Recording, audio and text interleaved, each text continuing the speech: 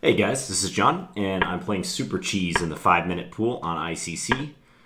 Super Cheese is not an opponent I recognize. Don't know that I've played him before. Let's go knight f3 in this position. Flexible move. He's from Australia. I think I remember Chess Explained Christoph playing him. Are we going to get another Ragozin variation? This is crazy.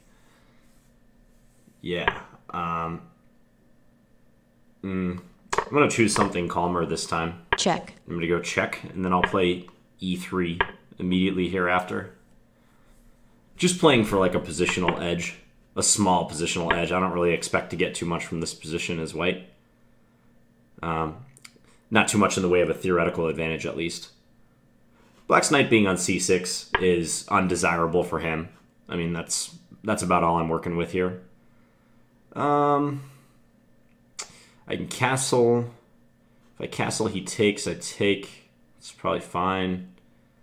Let's just castle.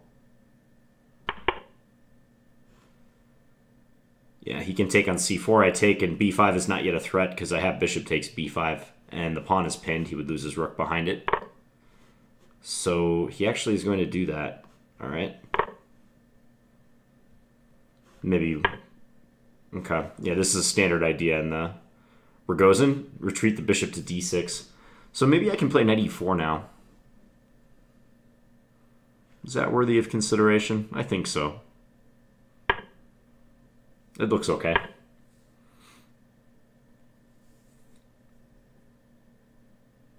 Now I'm kind of holding his bishop hostage. a3 perhaps? Don't want my queen getting trapped. Let's take this. And if he takes with the pawn, maybe d5 is what I'm thinking.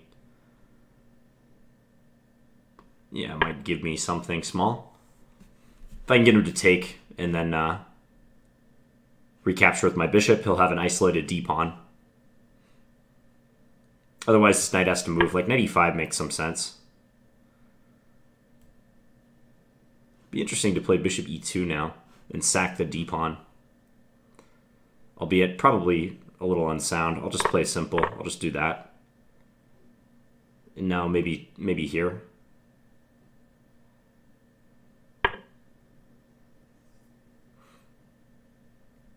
He has a few small problems to solve. A little bit down on time, so I'll try to pick up the pace. My 5-minute rating is still pretty good, 25-17. I haven't been playing as much 5-minute because I've been recording the Bullet and the Standard games lately, in addition to the Blitz games, but nice to know that I still can play at this time control, huh? I'm going to go queen a5. This might seem kind of weird, but queen b3 I didn't like as much because he had b5.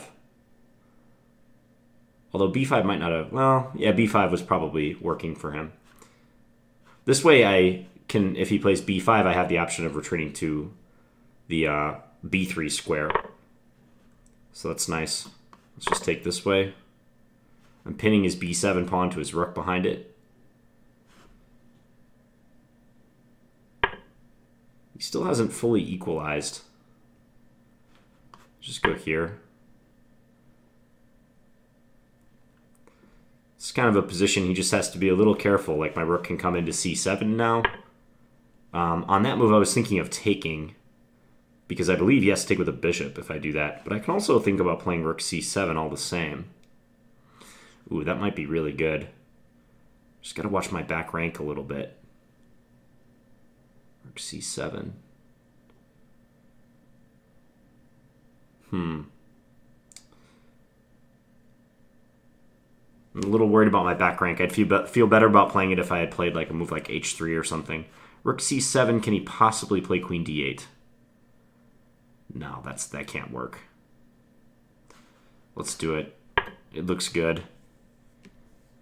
If b6, I can play queen c3. I want to say I'm threatening bishop takes f7, but I'm not yet. Bishop takes f7, queen takes f7, rook d takes d7 would run into queen takes d7, and my back rank is a problem. So, and the only thing I'm really threatening is to take on b7, I suppose.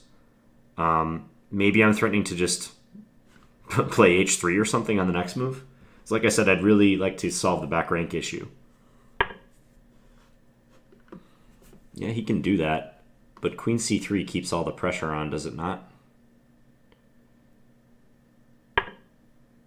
Maybe queen d8 now? If queen d8 now, though, he'll drop a pawn. I take and then take on e5. I also could possibly have captured on c8 on the last move, but he was going to take with his bishop if I did that. His position just looks a little ragged right now. There's weak pawns. My pieces are superior to his at the moment. Bishop g4. If he plays bishop g4, I can, what, take on e7? Plays this move. Yeah, I think I just want to play like a calm move. You know, like h3.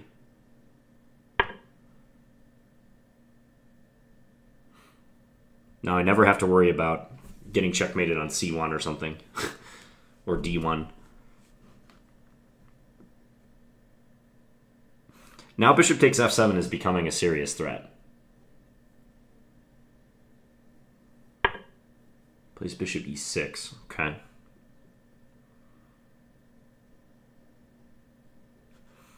What's going on if I take... If I take e5... I mean, I think that bags me a pawn.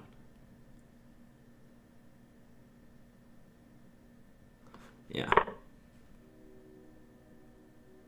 Let's pre-move this capture. If rook d8, I can play my bishop back somewhere, like bishop f3. And this pawn will be weak on b6. Rook c8. Okay, just checking to make sure I'm not running into anything. I can do this though, right?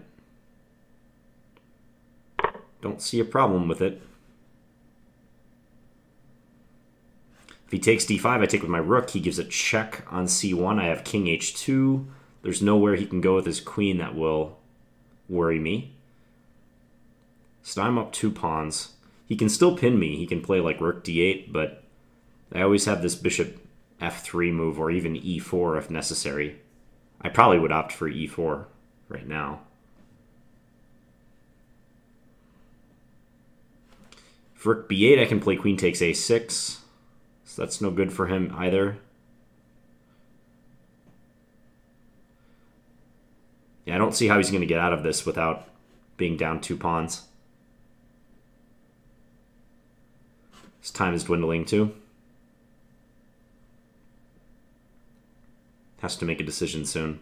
I bet he'll play rook b8 or maybe take on d5. I think one of those 2 moves would give him the best chance. Queen a4 hits my rook on d1, but I can just play b3. Yeah, he does that. I'll just play this move.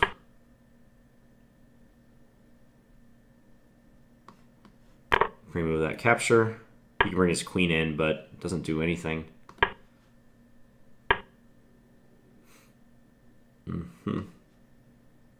This defends everything. Now I'm hitting h6. Let's just try to bully him with a trade. I could try to take that pawn on h6, but it's not necessary. Check. Huh. Just to go here, I'm going to tuck my king on the g2 square. I'm going to try to attack a5 if possible.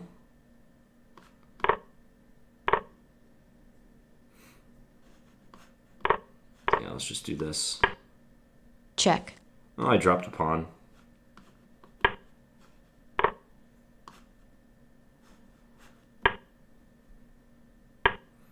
Check. Yeah, technically speaking, I'm not playing this extremely well. Check.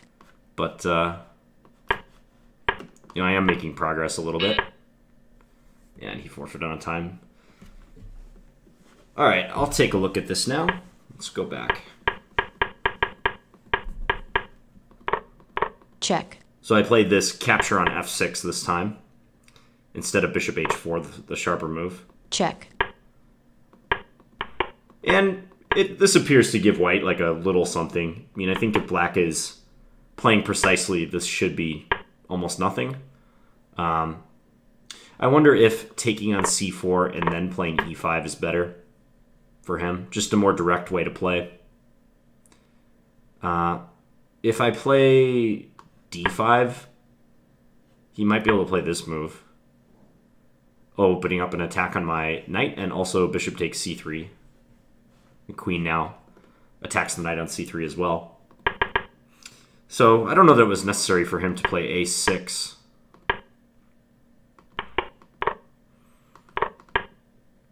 Yeah, because here I think I had a small advantage. d5. Now I was hoping for a scenario like this, where, again, I have a stable edge because he has the backward, or not the backward, the isolated d-pawn with nothing to show for it. Super annoying position to play for black.